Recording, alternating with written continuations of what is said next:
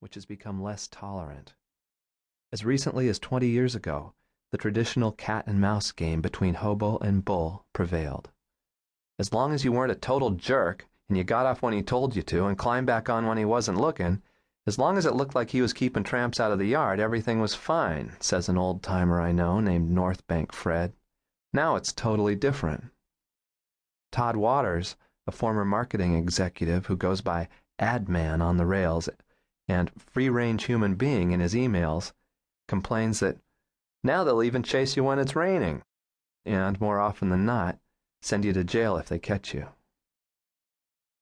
Employees who used to help the hobo on his way, brakemen, track crews, now actively turn him in. Citizens sometimes call police or regional railroad offices on cell phones when they spot a hobo at a railroad crossing. I still take the occasional pleasure trip. A few years ago I rode with Todd Waters across the Rocky Mountains on the Canadian Pacific. Somehow, the engineer of a Canadian National train across the river saw our heads through the windows of the rear locomotive we were in. Soon the train stopped, and Todd and I were busted by a Mountie. Some blame corporate consolidation for these changes. Over the past few years, the Union Pacific Railroad has absorbed the Southern Pacific, the Western Pacific, and the Denver and Rio Grande Western. Burlington Northern swallowed up the Atchison, Topeka, and Santa Fe. Canadian National is acquiring the Wisconsin Central as I write. These corporations control not just railroads, but trucking, high-tech, oil and gas, and hotel companies, and decisions are made by people who aren't a part of the tradition. Southern Pacific was a railroad, and Union Pacific is a corporation, complains North Bank Fred. That oversimplifies things, but only somewhat. The hobo's world, not to mention his image, has also been darkened by a couple of serial killers who traveled the rails since the days of my journey. Robert Joseph Silveria, road name Sidetrack, is thought to have killed a dozen railroad tramps over 15 years before he was apprehended in 1996. Worse from a public relations point of view, railcar killer Angel Maturino Resendiz used the rails to murder up to 9 people who lived near railroad yards back in the late 1990s, which created tremendous pressure on companies to curb the travels of unauthorized riders.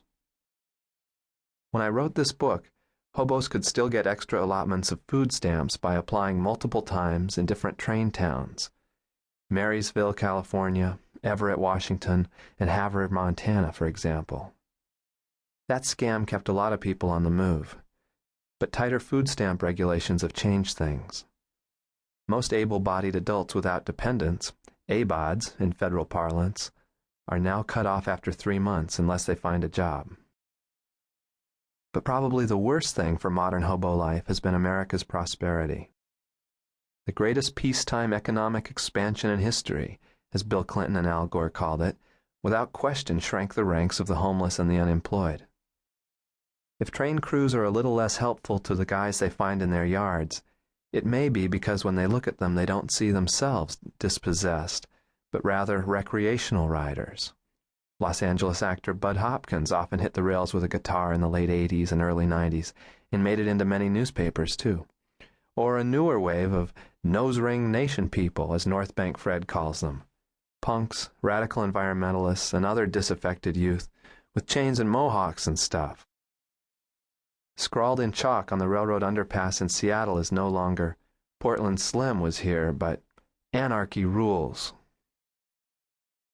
The hobo idea still resonates in articles about these modern-day riders and in memoirs by old-timers, but the world of hobos with road names who cooked in jungles with gunboats, coffee cans, is a thing of the past, and Rolling Nowhere is now, I suppose, a historical document. As for me, Rolling Nowhere remains the adventure that changed my life. The week before my college graduation, as I was packing my bags for a job at the Indianapolis Star, 2 calls came in quick succession from people claiming to represent the Today Show and Good Morning America.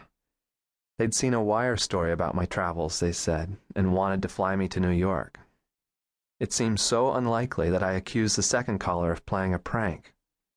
But the tickets arrived, I went to New York, and, armed with evidence that people out there might want to read a book about my experience, I found a literary